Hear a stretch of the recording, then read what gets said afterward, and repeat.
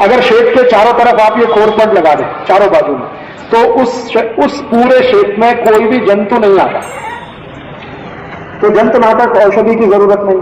और कोरपड बड़ा होने के बाद 1000 रुपए लीटर का भाव दे देता है। इसको आप रस के रूप में भी बेच सकते हैं, डायरेक्ट भी बेच सकते हैं। जी, रस कैसे निकलता है? इसका रस निकालने के लिए एक बहुत छोटी सी मशीन आती है, वो मशीन आप अपने घर लगा सकते हैं, मशीन से रस निकल सकता है। और मशीन नहीं लगाना हो तो हाथ से भी रस निकल आता है। निकालने का तरीका मैंने बताया, इसका पत्ता काटना, फिर उसको चाकू से छीलना, फिर छोटे छोटे पीस उसके करना और उसको स्मैश करके रस निकल आता है।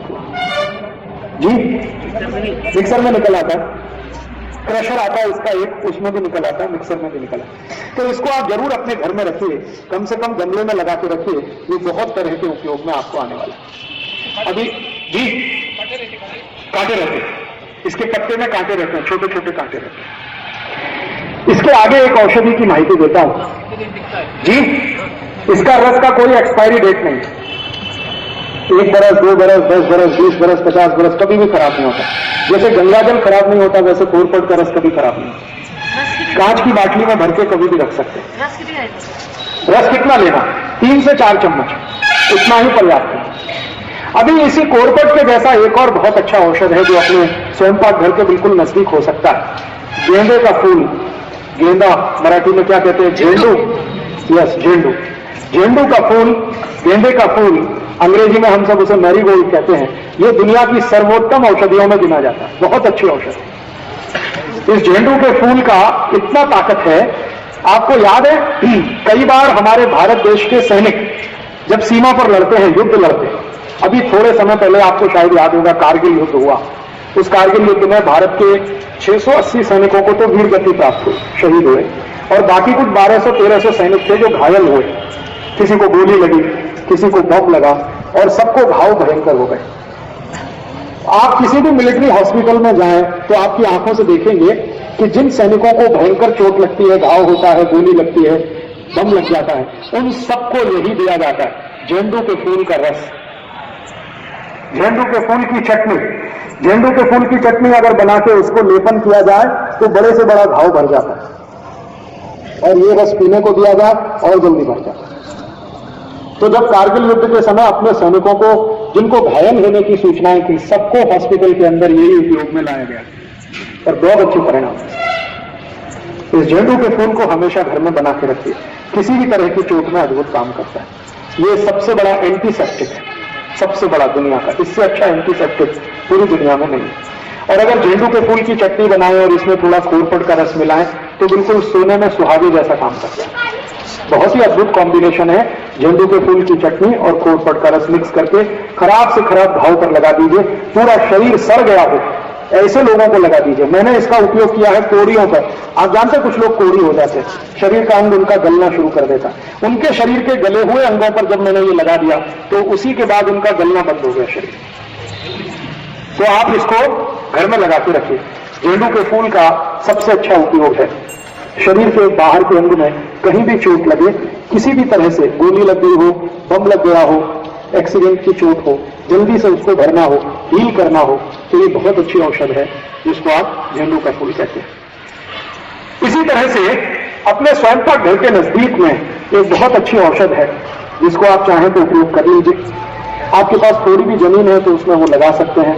वो है पालक और एक है मेथी। इसको भाजी पाले के रूप में आप सब उपयोग करते हैं। ये दोनों ही अद्भुत है। मेथी और पालक का सबसे रक्त को तेजी से बढ़ाना शरीर में, जिनको भी शरीर में रक्त अल्पता, जिसको अंग्रेजी में कहते हैं एनीमिया, खून बनना कम हो गया है, शरीर में रक्त की कमी आ गई है, किसी भी कारण से खून नहीं बन रहा है, शरीर में रक्त की कमी है, उनको सबसे अच्छा है मेथी का रस और पालक का रस देना शुरू कर दीजिए। जूस के रूप में दे दीजिए, बहुत अच्छा काम करता है। नहीं तो सीधे पत्ते चबा के खाने को दे दीजिए तो भी काम करता है। शरीर में रक्त की मात्रा तेजी से बढ़ाने की सबसे ज्यादा ताकत जिनमें है उनमें से ये एक है पालक और मेथी। डिसेंट्री बढ़ जाती है। हाँ, ऐसा होता है, लेकिन सभी को नहीं होता। जिनको शरीर में पहले से एक खराब बीमारी हो, बार बार डिसेंट्री होने की, बार बार संडास लगने की, उनको ये ना खाएं तो अच्छा। एक ही लोग हैं जिनको ये नहीं खाना चाहिए, जिनको बार बार संडास जाने की तकलीफ हो, जिनकी लार्ज इंटेस्टाइन थोड़ी सी बढ़ गई हो, उसमें थोड़ा एक्सपेंशन आ गया हो, उनको पालक और मेथी से बचना चाहिए। और एक लोगों को बचना चाहिए जिनको मूत खड़ा है, किडनी में हो या गॉल ब्लैडर में, उनको भी मेथी और पालक खाने से बचना चाहिए। बाकी कोई भी इसको खा सकते हैं, स्त्री भी खा सकते हैं, पुरुष भी खा सकते हैं, बच्चे भी खा सकते हैं, बड़े भी खा सकते हैं। और जिनको संडास नहीं आती है, आसानी से पेट साफ नहीं होता है, उनके लिए तो सबसे अच्छी औषध है ये पालक, सबसे अच्छी औषध। पालक की भाजी रोज खाइए, मेथी की भाजी रोज खाइए। मेथी की भाजी जितने दिन मिलती है उतने दिन खाइए। कम से कम साल में 3-4 महीने तो मेथी मिलती ही है, कम से कम साल में 3-4 महीने पालक तो मिलता ही है। तो भोजन लंच में या तो डिनर में एक बार चाहे मेथी और एक बार पालक नियमित रूप से 3 महीने खाएं, तो अगले 9 महीने तक आपके शरीर में बहुत सारी बीमारियां नहीं आए, उसकी गारंटी ये 2 सब्जियां देती है। 3 महीने खा लिया तो अगले 9 महीने के लिए फुर्सत। तो बहुत अच्छी है, सस्ती मिलती है, ज्यादा महंगी नहीं है, और घर में भी लगा सकते हैं। थोड़ा भी आपके पास अगर खेत है, घर के आजू बाजू में थोड़ा भी, तो वहां पर आसानी से पालक लगाया जा सकता है, मेथी लगाई जा सकती है। ये मेथी और पालक बहुत अच्छे से औषध के रूप में काम आते हैं उनको जिनको एक बीमारी है बहुमूत्रता। बहुमूत्रता माने बार बार पेशाब जाना, बार बार लघवी के लिए जाना, बार बार लघवी के लिए जाना, एक तास में 2-3 बार लघवी के लिए चले जाएं, रात में या दिन में, ऐसी बीमारी को बहुमूत्रता कहते हैं। इस बीमारी की सबसे अच्छी औषध के रूप में यह है पालक और मेथी। अद्भुत है, आप इसको उपयोग करें। जिनको आंखों की रोशनी कम हो गई हो, कम दिखाई देता है, उनके लिए भी यह सबसे अच्छी औषध है पालक और मेथी। जिनको सवेरे ही सोकर उठने से बहुत चक्कर आते हो, उनके लिए भी ये सबसे अच्छी औषध है पालक और मेथी। शरीर में रक्त के दूषण से कोई बीमारी जिनको बार बार होती हो, उनके लिए भी ये सबसे अच्छी औषध है पालक और मेथी। और आखिरी, जिनको डायबिटीज है, उनके लिए तो ये सर्वोत्तम औषध है।